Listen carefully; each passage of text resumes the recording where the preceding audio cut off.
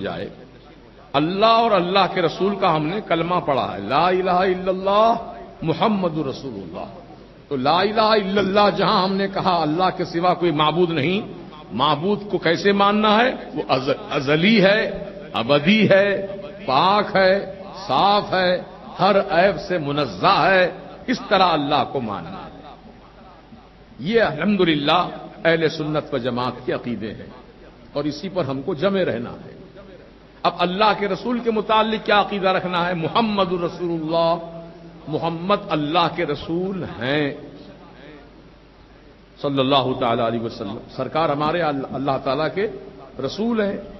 تو رسول ہیں کا مطلب یہ کہ آج بھی ہیں اور ہمیشہ رہیں گے، کیونکہ اللہ تعالی نے اپنے وعدے کے مطابق ہر نبی کو، ہر رسول کو موت کا مزہ چکھایا. موت کا مزہ چکھایا. ہر نبی کو موت آئی، ہر رسول کو موت آئی. ہمارے آقا علیہ الصلوۃ والسلام کو بھی موت کا ذائقہ چکھایا گیا. اب اس کے بعد اللہ تعالی نے ان کو، تمام نبیوں کو، تمام رسولوں کو مزہ چکھا دینے کے بعد حیات جاویدانی عطا فرما دیا، ہمیشہ کی زندگی عطا فرما دیا. بس ایک لمحے کے لیے موت آئی، ایک آن کے لیے، اس کے بعد پھر وہ زندہ ہے. اللہ نے اپنا وعدہ بھی پورا کر لیا اور نبیوں کو زندگی بھی عطا فرما دی. چنانچہ میرے آقا علیہ السلام نے صحابہ کرام سے فرمایا تھا کہ جمعہ کا جب دن آئے تو مجھ پر کثرت سے درود و سلام پڑھا کرو. کیوں؟ اس لیے کہ جمعہ کے دن آدم علیہ السلام کو پیدا کیا گیا.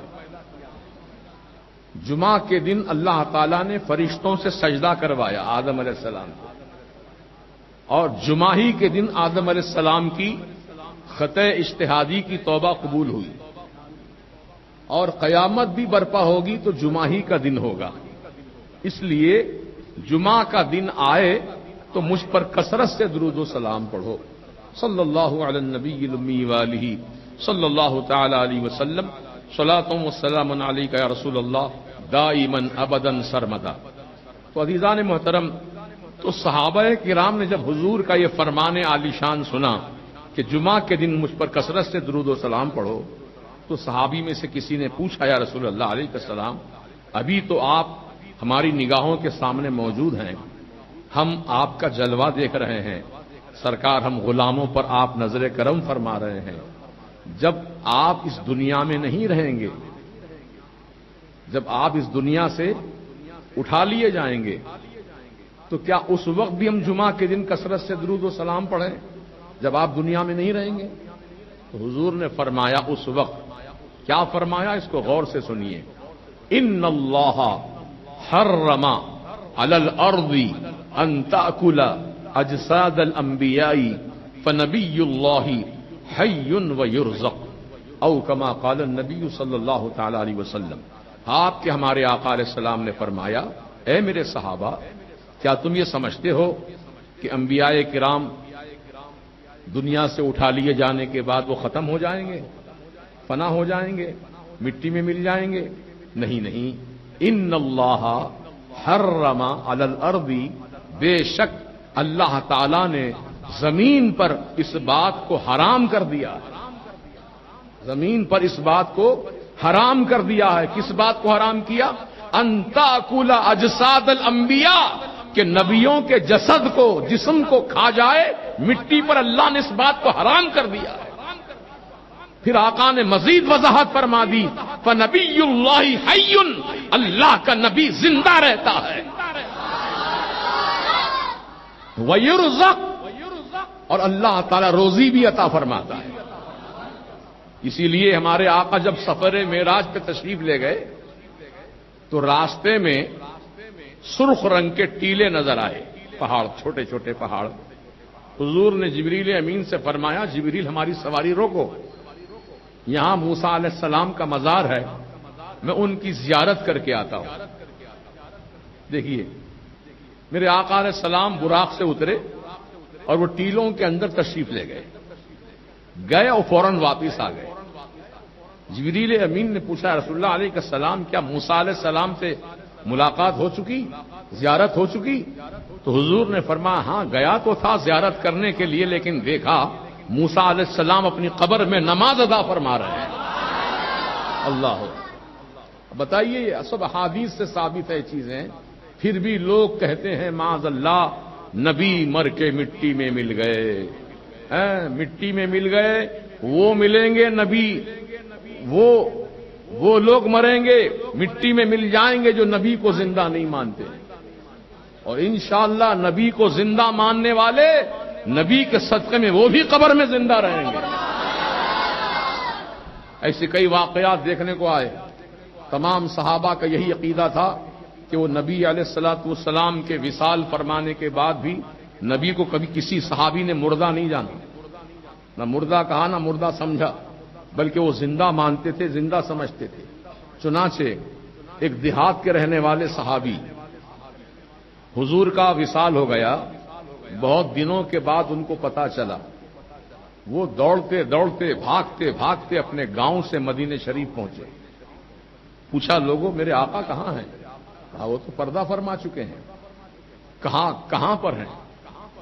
حجرہ بی بی عائشہ میں آرام فرما رہے ہیں۔ وہ صحابی گئے اور حضور کے مزار پاک کے پاس بیٹھ کر رونے لگے۔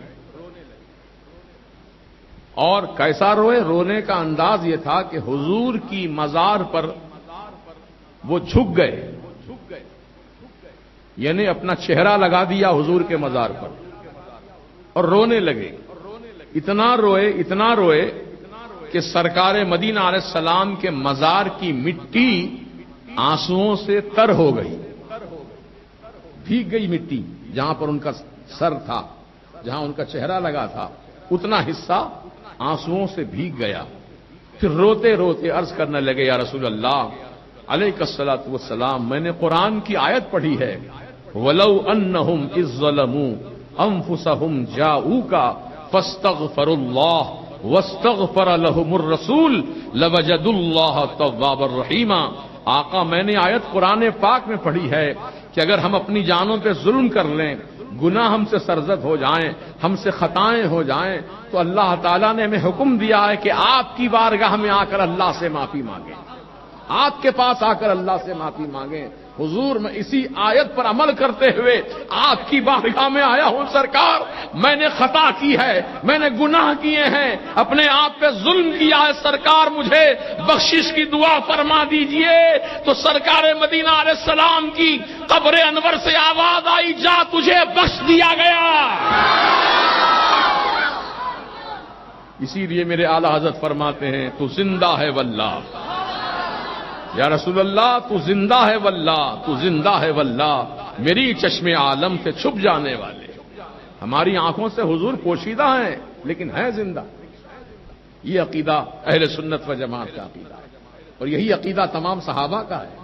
اہل سنت و جماعت کو اپنے طور پر نہیں گھڑ لی عقیدہ، یہ اہل سنت و جماعت کے جو عقائد ہیں یہ صحابہ کرام سے اخذ کیے گئے ہیں، صحابہ کرام سے لیے گئے ہیں۔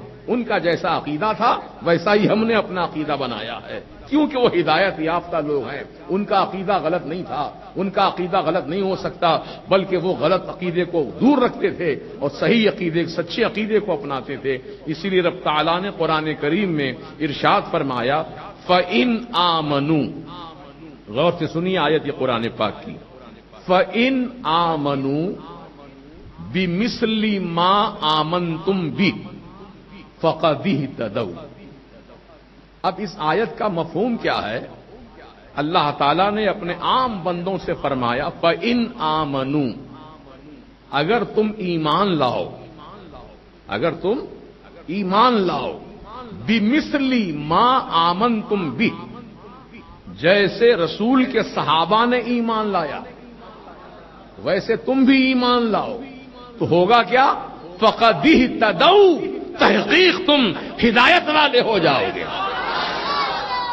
تو الحمدللہ اہل سنت و جماعت والے ہدایت والے ہیں، بولیے اہل سنت و جماعت والے ہدایت والے ہیں، کیونکہ ہمارے تمام عقیدے جو بھی ہیں وہ صحابہ کرام کے عقیدوں کے مطابق ہیں، اور انہی سے ہم نے عقیدہ سیکھا. اللہ اکبر. تو سرکار کو وہ زندہ مانتے تھے اور ہمارا عقیدہ بھی یہی ہے کہ سرکار اپنی قبر انور میں زندہ ہیں. نہ صرف زندہ ہیں بلکہ وہ جہاں چاہتے ہیں جب چاہتے ہیں جاتے ہیں آتے ہیں جس کو چاہتے ہیں جلوہ دکھاتے ہیں. ان کے لیے کوئی پابندی نہیں ہے, ان کے لیے کوئی قید و بند نہیں ہے, بلکہ وہ اللہ تعالی کی طرف سے مختار ہیں.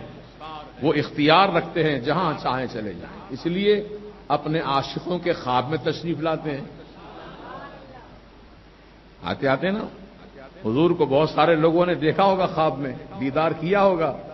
اگر نہیں کیا ہے تو لو لگاؤ حضور سے, حضور سے سچی محبت رکھو, حضور کی بارگاہ میں کثرت سے درود و سلام پڑھو اور دل سے چاہو. دل ہی ہے اصل. یہ دل سے محبت کرو اپنے آقا سے. آقا ہمارے دل کی دھڑکنوں کو جانتے ہیں, کس کے دل میں کتنی محبت میری ہے. خدا کی قسم سرکار واقف ہیں. اور جب کوئی دیکھتے ہیں اپنے امتی کو کہ میرا امتی میری محبت میں تڑپتا ہے, میری محبت میں پھڑکتا ہے, میری محبت میں میرا امتی بے قرار و بے چین رہتا ہے, تو سرکار مدینہ علیہ السلام اس پر کرم فرماتے ہیں اور اس کو اپنا جلوہ دکھاتے ہیں, اپنا جلوہ دکھاتے ہیں. یہ تو عاشقوں کی بات ہے, خواب میں تشریف لاتے ہیں.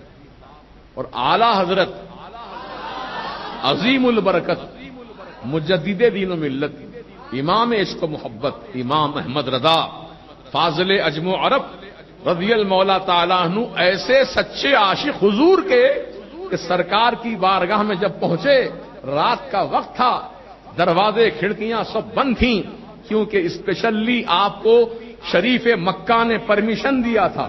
علی پاشا ان کا نام تھا, وہ مکہ اور مدینہ شریف کے ذمہ دار تھے.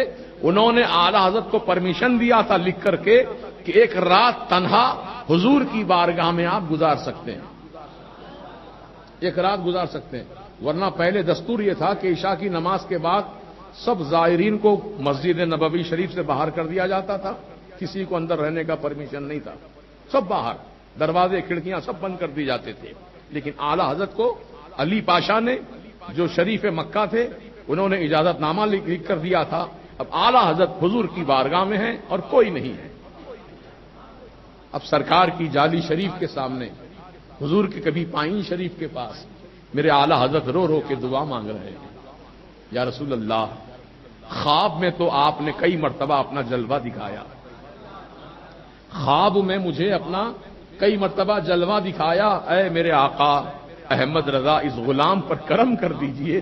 اب احمد رضا خواب میں نہیں, حالت بیداری میں آپ کا جلوہ دیکھنا چاہتا ہے.